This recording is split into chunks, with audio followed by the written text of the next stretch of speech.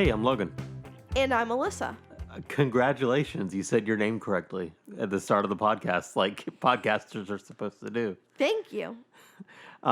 This is The Marketer's Cut, where we talk about movie marketing, a newer movie and an older movie, and some of our own cool marketing ideas, and all the fun stuff that goes into movie marketing. Yes, we do. Wow, you're being very robotic? Is that a good way to describe it? It's called pronunciation, bitch. Enunciation? What's the difference between pronunciating and enunciating? I didn't say that. I'm saying that. Okay, this week we're talking about what I like to call the Rosamund Pike collection. You know, I'm going to ignore you this whole podcast. Okay. It's the Rosamund Pike collection. We're talking about Jay Blakeson's I Care a Lot and David Fincher's Gone Girl. It's a pretty exciting episode, if you ask me, the host of this podcast. So today on my episode of Marketer's Cut... Don't ignore me, please. Are you ready to start talking about I Care a Lot? Yes, I am. Are you ready to show me that you care a lot about our podcast and talk about I Care a Lot? Yeah. Okay. I start talking? Well, I'm going to start talking about it now. Well, I thought you said you wanted me to talk about it. I asked if you were ready for us to both go into it collectively. There's not really much to talk about, but okay. Well, okay. This movie came out really recently, February 19th, 2021, on Netflix in the U.S. and other places, and came out on Amazon Prime Video in Australia, New Zealand, Canada, other places like that. It's directed by Jay Blakeson, who, is an interesting name. First name Jay, last name Blakeson. I had never heard of him before, so I did some research. I mean, he obviously did The Fifth Wave. Okay, see, I did some research before we started this episode. I already knew that. And I was like, he directed a movie called The Fifth Wave, what's that? And then I clicked on it and saw the poster, and I do remember when that movie came out. It stars Chloe Grace Moretz. Not a lot of people talked about it. So this seems to be Jay Blakeson's biggest movie to date, which is exciting for him. And maybe for us, too. What do you think? I mean, I guess if we're doing it on our podcast, it must be kind of exciting to us. It must be exciting. Honestly, if your movie's on our podcast, you've made it. That's the new metric to look at. You know what I'm saying? The new benchmark. Yeah, I wouldn't say that necessarily. Well, have a little faith in us, please. Nope. Okay. So here's the synopsis from Imdb. A crooked legal guardian who drains the savings of her elderly wards meets her match when a woman she tries to swindle turns out to be more than she first appears. Exciting, right? Yeah, she's a gremlin. Spoiler alert, she's actually a gremlin. And you don't fuck with a gremlin. I can't argue that. Yeah, so I did some research on the stuff. There's not a ton of marketing materials that we found for it. I do want to talk really quickly about sort of the online discourse, TM, about this film, and that there are a lot of people that are very upset and angry with this movie based on how it treats its I would say objectively terrible protagonist. Yeah. Okay. What about it? Well, people are angry. Because she's a bad person? And it seems like the movie kind of, as it gets to the end, is starting to say, like, hey, feel bad for her, please. Have some empathy. Which, on one hand, is like what movies are supposed to do in some capacity. But on the other hand, you're asking a lot of your audience when you show like a demon doing demon things, and then you're like, it's kind of a sweet demon though, right? What's the opposite of a gremlin? What are a gremlin's biggest enemies? That's what she is. Limgrins. Sorry, say that one more time. Limgrins. Okay, well. Wait, no, Lingrims. Lingrims. Yeah. Just do a little swapperoo. Okay, well, yeah. I mean, I didn't feel sorry for her. Yeah, I didn't, but I think a lot of people thought the movie is kind of like asking you to, which I do agree with that. So there's been a lot of like discussion about the movie, which probably has like boosted its overall kind of visibility in the marketplace, I would say. That's a good point. That's the only marketing they did for this fucking movie. Yeah, you're right. So real quick, this movie opened at the Toronto International Film Festival on September 12th, 2020. We've done a lot of movies recently that opened at this film festival. Maybe we should go one day. Maybe. Yeah, okay. So it was picked up by 3 different distributors, which is kind of, maybe it's normal. It's kind of wild. So Netflix picked it up for US, Latin America, India, and more. Amazon Prime picked it up for Australia, New Zealand, Canada. And then it was distributed in the UK by STX, Black Bear's international distributor. And Black Bear is like the production company that made the movie. So all these different distributors putting it out in different places. What I thought was kind of wild and impressive about it was that they did all come out on the same day. That is kind of impressive. I agree. Yeah, so it all came out on the same day. We just talked about how this movie has a lot of discourse, TM around it. And that means that you can see people arguing about it and say, hey, I want to go watch that. And it's probably available wherever you are. So good on them for making that happen that way. Couldn't find any budget info. There was some small box office. I think it made a couple thousand or tens of thousands of dollars internationally. It didn't really come out in theaters. So. Rotten Tomatoes, 81% critic score, 36% audience score. Man, that audience hated this fucking movie, huh? Which is wild because I watched it and I thought it would have been the opposite. I thought it would have been, like a 36 critic, 81 audience. I thought it was going to be a crowd pleaser, but the more and more I think about it, maybe not. Yeah, it's asking too much of its audience and it just pisses them off. Yeah, I think so too. Yeah. So this is where we talk about the quote unquote real marketing for this movie, and there wasn't much. There was a poster, which I'd say looks pretty bold and cool.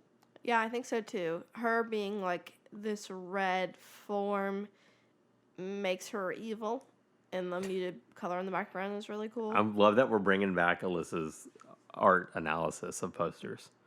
Her color theory, We did this like 4 or 5 with the Soul poster a while ago. I love that we're bringing it back. I wish you wouldn't patronize me. I'm not patronizing you. Is that what... I'm sorry. I don't think that's what I was doing. I just love it. Okay. You shouldn't talk about this. Okay. So I'm doing the marketing for this. There's no marketing. You go to their Instagram. I guess it's their Instagram. It's actually not verified. It has 4 posters, and the posters are basically character posters, and it says hashtag I care a lot, hashtag Netflix, hashtag, and then the actor that's in the poster. That's it. That's that. You're done. They did marketing for the whole movie that way. Yeah. No Twitter, no Facebook. I looked. I tried my best. There is nothing. They made a trailer. That was pretty good. And a poster. I mean, you kind of almost have to make a poster, though, right? Yeah. So they did bare minimum. Would you say that they did not care a lot about marketing this film on social media? I would 100% say they did not care at all, actually. It'd be cool to start doing like a running segment where, like, if we give the film's marketers the I care a lot stamp of approval, It's like if you showed that you at least cared about marketing the film, you get the I care a lot stamp, That's dumb because most of them do actually care. Well, I know. That's why it's funny. This one really stands out. This one, they did not care. Yeah, okay. You did mention the trailer there, which you're right. I thought it was a good trailer. It was, again, like really bold, like the poster. Mm-hmm. A lot's going on. It's really fast. You get to see Peter Dinklage being a evil boy. He always is. Yeah? Yeah. Yeah. So, yeah. Cool. Well, let's move into the segment where we talk about our own marketing ideas for this film. Can I go first? Yeah, I never have any ideas, so okay. Yeah, go for it. Well, I was going to take the really easy one, and my idea would be to post more than 4 times on Instagram. At least 6, I think. You need social, put it on Facebook. You need those grandmas to know that you care a lot, and then they might see it if they have Netflix. However, you gotta market somehow, you guys. Okay, so, yeah, you're right. You do need to get the grandma scared. Which, I remember I thought about this when I watched the movie. And also a couple days later when I watched a different movie that reminded me of something. So, do you remember Fargo? Do you remember how Fargo opens? No. Okay, so there's text on the screen and it's like, everything in this movie is real and it happened. we have um, we have hidden the names of the character. We've changed the names of the characters out of respect for the living, and we have told everything else exactly as it happened out of respect for the dead. It's chilling, and then the Fargo TV series, like each season opens up with the same thing as well. Okay, that's the whole thing. Fargo actually wasn't based on a real story. It was like a combination of a bunch of different like real stories that were fictionalized, but you lie to your audience in the beginning that way because you get some sort of like visceral. Like when I first watched Fargo, I believed it. Yeah. And I was like, oh wow, I can't believe that happened. Wild. I also watched a movie directed by, oh man, I think Ida Lupino. I might have gotten that wrong. It's called The Hitchhiker, so 1953.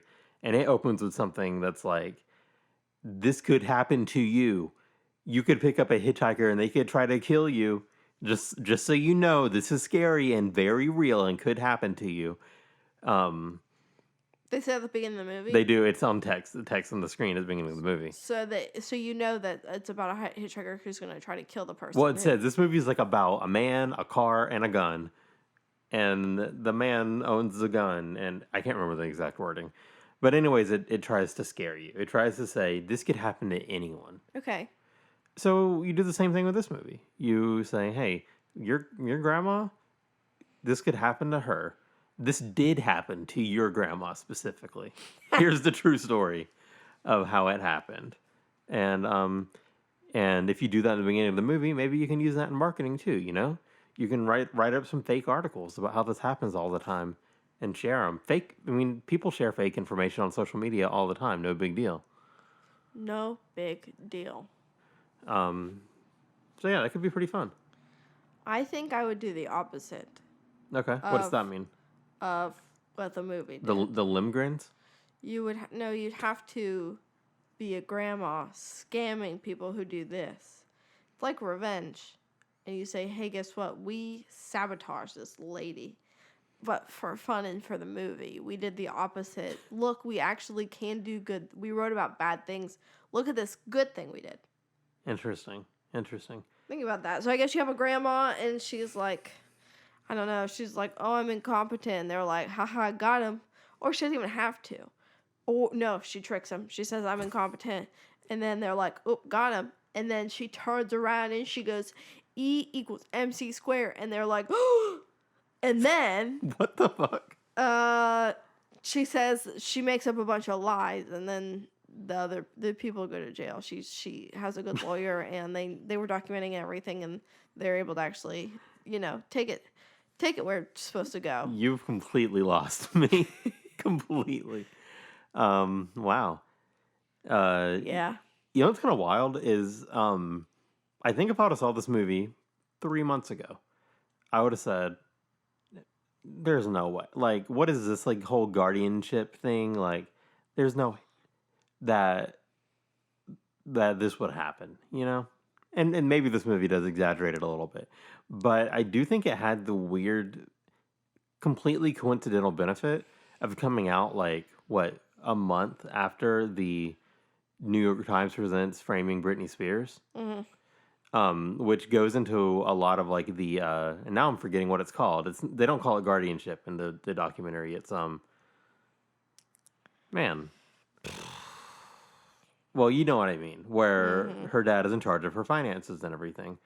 And it kind of explains what that is and how this is like a legal possibility and everything. And that documentary was like hugely popular. Conservatorship, that's what it's called. Mm-hmm. So I think this movie did have like that slight benefit of coming out after a very popular documentary. Sort of explains the legal principle that this film kind of hinges on. Mm-hmm. I don't know if you do anything with that. I think maybe you just Well, what you do is you hire some better lawyers, you get Britney the fuck out of there, and then you free Britney, and then Britney goes, fuck all these people who do this to old people. I don't think Britney would like to have anything to do with this movie. Well, I think she should say, it happened to me, it could happen to you. I'm gonna get all these old ladies out of these situations with my lawyers. She become like a fighter for the... Yes, justice needs to be served. This would be a great, like, comic book series. What? Of Britney Spears, like, serving justice where it needs to be served. Yeah, but she's, like, in a badass fucking red tight jumpsuit. And As always. As always. And she's kicking ass. And her trusty snake sidekick. Snake, you can't, the snake can't go with the red suit. It clashes. Well, it's called combination of eras. No, you can't do that. You can't clash all the eras. It doesn't make sense. Not per Britney. Okay, well, we do love Britney. Hashtag free Britney. Let's move on to Gone Girl. Are we good with that now? Are we ready? Yes. Okay. Gone Girl. So, Girl gone. I hate you.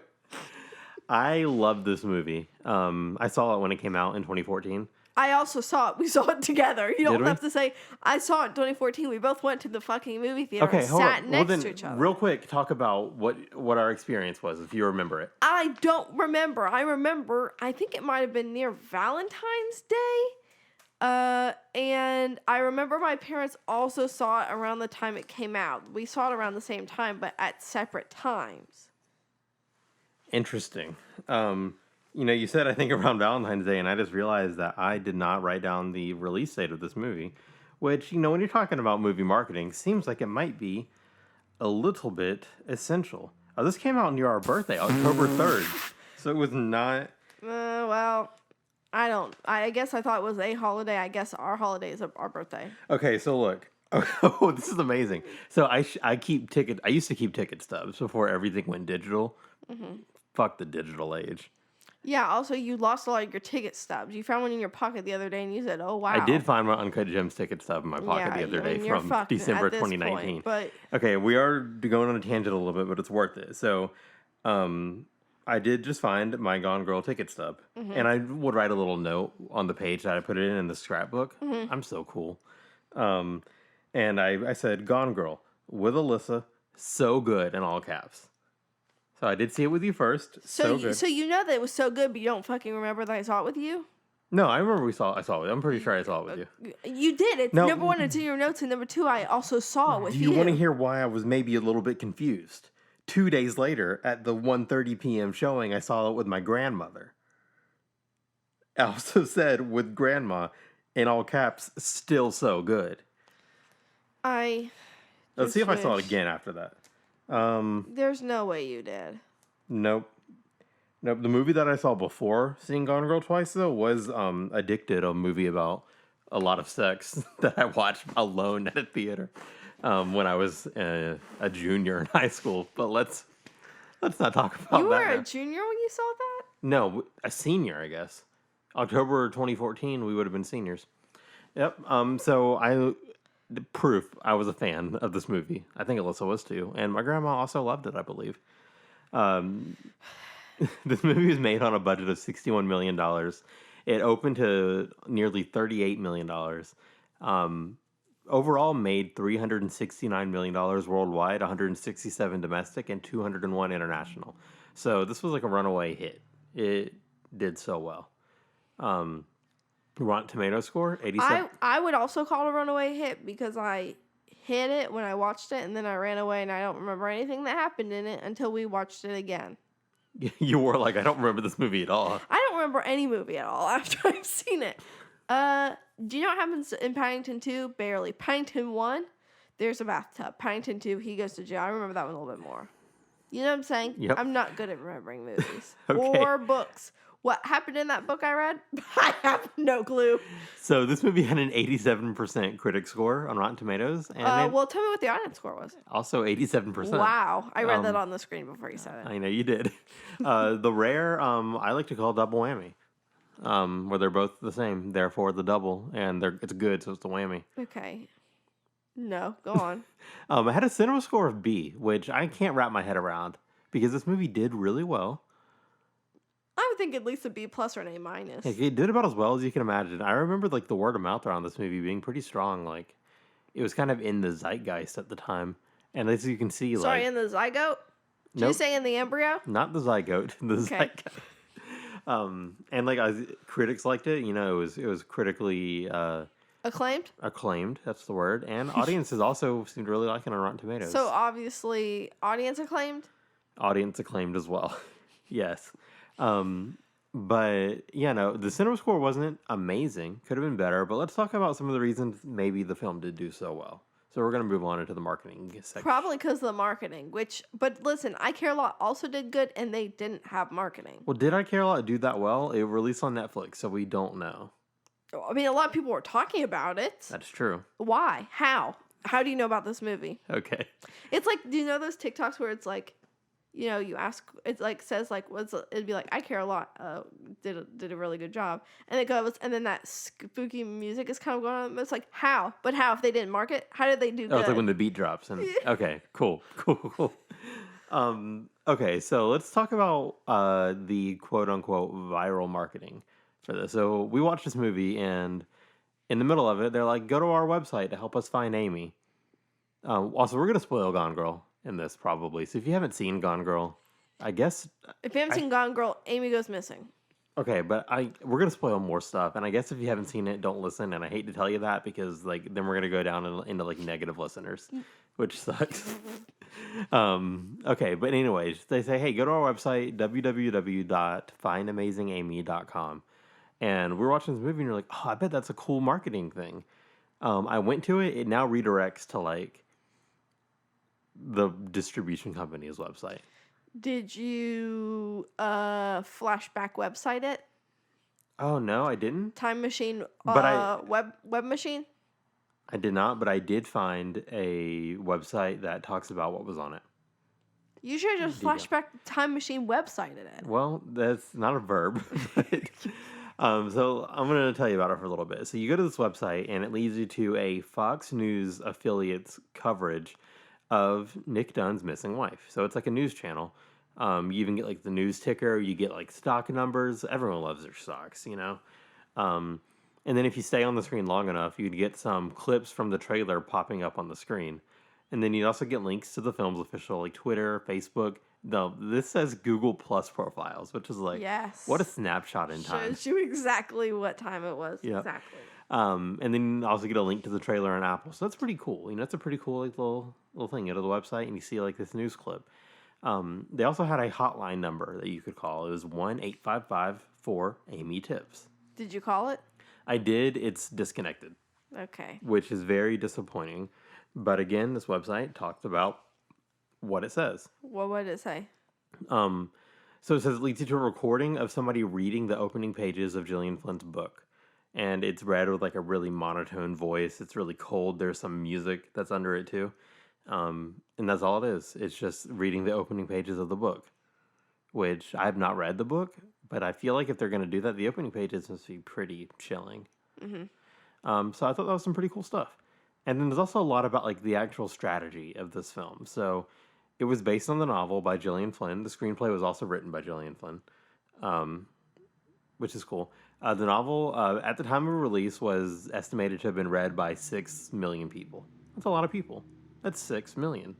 However, Fox Research estimated that this only represented about 8% of moviegoers.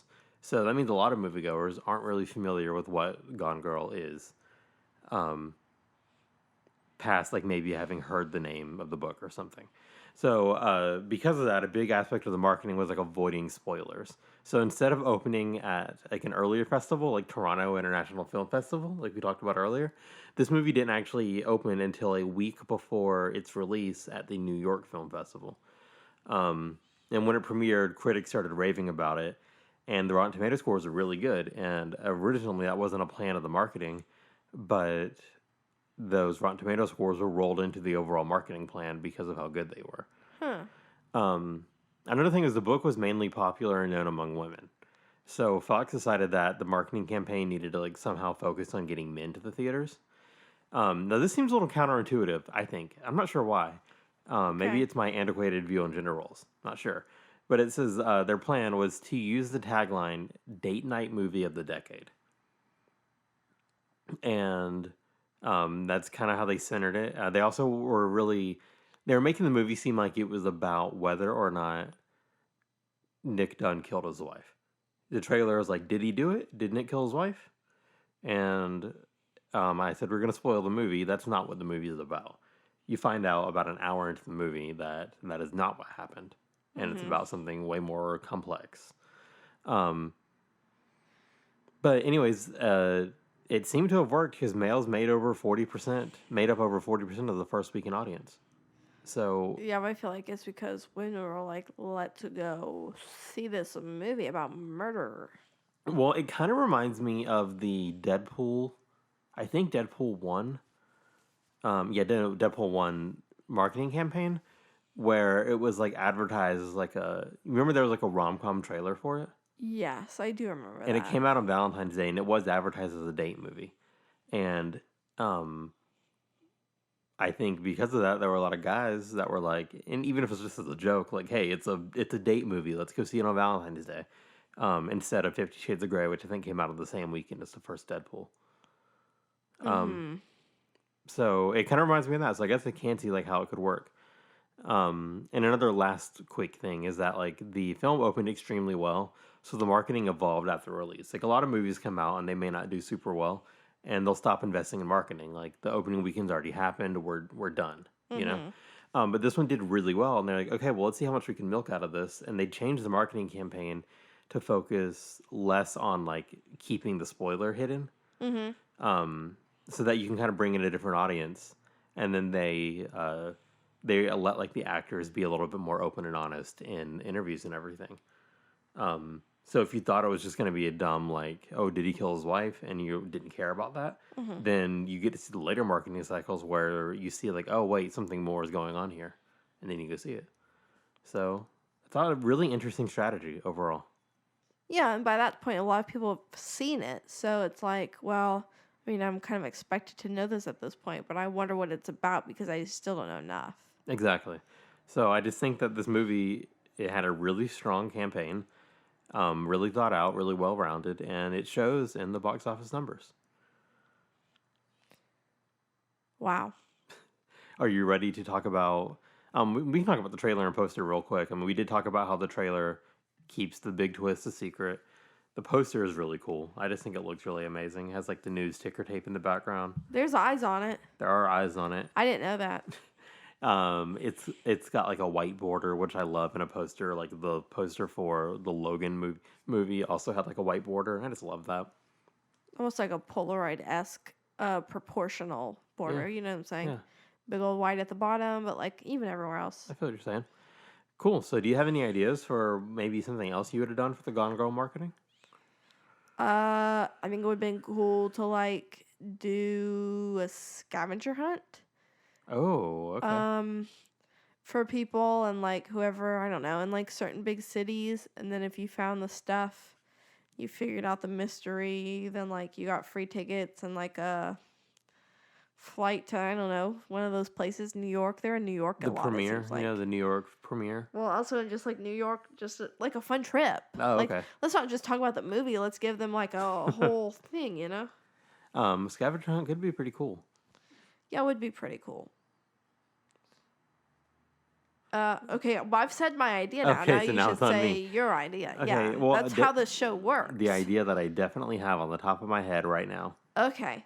I can keep going. Okay, keep going. You murder. You what? Murder. Who do you murder? Okay, well, No, that's a very important question. Who do you murder? I guess you fake murder somebody. Okay. Who do you fake murder? Oh, God, maybe this wasn't a good idea. Ben Affleck. You fake murder? You fake kill that bitch. And everyone's like, wow, he's in this movie. It's coming out. And then, like, everyone thinks he's dead. And at the premiere afterwards, he walks out. He's alive. He was never dead. Why are you laughing? I just don't know the purpose of this. Well, because everyone's going to be like, oh my God, it's his last movie alive. Like Ben Affleck. And then he comes out. And he's alive. And it's like, wow, that's kind of like how Amy in this movie did things. All right, what about this? It's unrelated. All right. A Fritos Gone Girl crossover cookbook. Okay, so there's one scene in the movie where a woman walks up to grieving Nick Dunn, and says, "Oh, you look like you need my world famous chicken Frito casserole," which to me sounds delicious. No joke at all. Sounds like it would be amazing. Best thing I've ever eaten. Mm-hmm. That is a joke. It doesn't sound good, but there's also a scene later where Amy is sitting on a float in a pool eating some Fritos. So Fritos had their hands in the product placement for this movie. They were already involved in some capacity. So Fritos Gone Girl crossover cookbook. Can you tell me why you think the Fritos chicken thing wouldn't be good? I mean, Fritos are just salty corn snacks. They're Okay, like really salty. But I mean, think anyone that calls their food like my world famous, like it's a red flag. You know? So what about my world famous cookies? You don't call them your world famous cookies. Well, maybe I should because people pay me for them. Well, then the red flag is going to pop up. I'm going to say, what did you do to these cookies? Did you put Fritos in them? I'm just saying, I'm not saying I Frito want cookies? a Frito chicken casserole, but I'm saying like they're just really salty corn chips. Yeah. Like they don't usually, they taste medium. I mean, they're really salty. I'm sure they would taste decent in a casserole. So why wouldn't you want to eat that? I just think, I mean, like I put Fritos in chili. It's the world famous that you don't like? It's just the way she presented it. It just seemed like it wouldn't be a good thing. That just doesn't make sense. I don't want this casserole, but I'm just saying I don't think that makes sense. It sounds like you want this casserole. So, like, are you going to be home for dinner tomorrow night? I'll make you the casserole. I don't know what's in it. Chicken, Fritos, Probably, and world famous spices and special things. Probably things I don't like, honestly. Everything has something I don't like in it. Probably cheese. You can't make a casserole without some good cheese, I think. That's not true. That's not true? Maybe it is. I mean, a good casserole, yeah, but I don't think every casserole has cheese. I mean, yeah, but like every burger doesn't have a burger. No, every burger also doesn't have cheese. I mean, we really lost the thread here, I feel like. I would listen, I have another really good idea actually. Okay. I'm big brained. So, like on actual news stations, they should have had like the rolling text, and they should have said like, "Amazing Amy still missing," or like missing for so many days. They don't talk about it at all. It just scrolls on the bottom, and like I guess after it, say like, "Watch Gone Girl." To see what happens. Not that, but something good. And that'd be really interesting because, again, it's just subtle in there. They don't bring it up. It's just scrolling. You have to read it to see it. Interesting. Okay. What about this? So Gone Girl, the book, was first published in 2012. This movie came out in 2014. That was fast. David Fincher immediately read this book and said, let's do it. Yeah, he did. He surely did. But I think Gillian Flynn she knew this was going to be made into a movie. You know? All of them are, Yeah. So she should have, even before she wrote this book, started also writing an Amazing Amy series, a kids book series, children's book, which like there is an Amazing Amy children's book in the Gone Girl Blu-ray that I own. But that was after the movie's release. They should have done it before and not said it's related to it at all. So people are buying it for their kids. That would have been a good point. And then when you in the trailer, when you're like, Amazing Amy's missing, everyone's like, I bought that book for my child. And then the kids are traumatized because they love Amazing Amy. And they're like, oh and no, now she's missing. She's dead. And you can't market it better than traumatizing kids. That's true. Well, then the parents come back and they say, no, she's not actually really dead. This isn't real. It's fine. And then parents have to have a talk with their children about death and what it means. I do that regularly with a 4-year-old I watch. We talked about today about heaven. Look, there's two conversations that parents have to have with kids. I'm not a parent. I don't know. You have the birds and the bees, and you have death. But death is always so boring. So what's a more exciting way to name the death conversation? Well, listen, today he was telling me, he's like, well, your grandma's in heaven. Can't we just FaceTime her? I said, they don't have FaceTime in heaven. He said, they don't. I said, no, they actually can't have phones in heaven. They just can't. He said, why not? I said, I don't know. They just can't. So wow. I'm frequently explaining to this child how heaven works. Huh. And I don't know if anyone else knows this. phones are not. You cannot FaceTime in heaven. You can't. Apple, you should check on that, Apple. That's what I'm saying. He's like, well, what about how is she gonna send you photos from heaven? I literally was like, you can't. Listen, I think the 4-year-old you babysit may not. I don't think he has the grasp on death that you think he has on death. No, I know he doesn't because I think he also said that you can go to heaven and then you can come back. And I'm not going to tell him otherwise because he's going to be very sad when somebody dies in his life and he realizes that's not going to happen. So I just go along with it. Okay, so do we have like, the birds and the bees? Maybe it's like the graves and the trees? The graves in the dirt. Okay. That's a good note to end our episode on this week, I think. Talk to your kids about death. and bees and birds. And how they all connect. I think, we always have trouble coming up with like the little 3 points that we're going to put on our tweet. And I think Frito Cookies and the birds, the bees, and death is a pretty good one, or 2 pretty good ones to put on there. Yeah, I guess. Okay, well, this was an episode of The Marketer's Cut. Thank you for listening. Find more of our podcast anywhere you can find podcasts or on YouTube. Learn more at marketerscut.com. Find us on Twitter and Instagram at marketerscut. I want to thank Jacob Wall for his art. Find more of his work on Instagram at Jacob Art Wall. Jacob just followed me. His art profile just followed me this week. Oh, awesome. We've been calling him out on this podcast. He doesn't listen. I know. I understand that. However, I've also known him since the 6th grade. So you would just think, It's cool. So if you're listening to this, we're still a very small podcast. We're still trying to grow. So one thing that you could do to help us out if you want to is just to tell a friend or two about this cool show you listen to. Whether you're one of our parents, like you have friends too. Your friends are also our parents. My mom tells the people at her work about the dog that I babysit once every 4 weeks. So, I bet she probably would tell people about our podcast. But yeah, just tell like a friend or two about the podcast and say, hey, go check it out. They're pretty fun. Or you could review us on Apple Podcasts. That'd be pretty cool. Yeah, that would be cool. So anything helps at this point. That's great. Okay, well, we should leave now. We live here. Well, we should wrap up the podcast. Would you like to carry us out with a tune or some in-house Foley? I just feel like I'm getting worse at these. Well, we can probably stop them soon because people don't understand what's happening anymore. Do you remember last week? Can you just sing Happy Birthday? No, do you remember last week? What was that thing that was so funny about the ball? I don't remember. Okay. All right, we're gone now. No, we're out. I have to do something. This is what would sound like if I was eating you right now. All right, Chris Angel. Goodbye, everybody.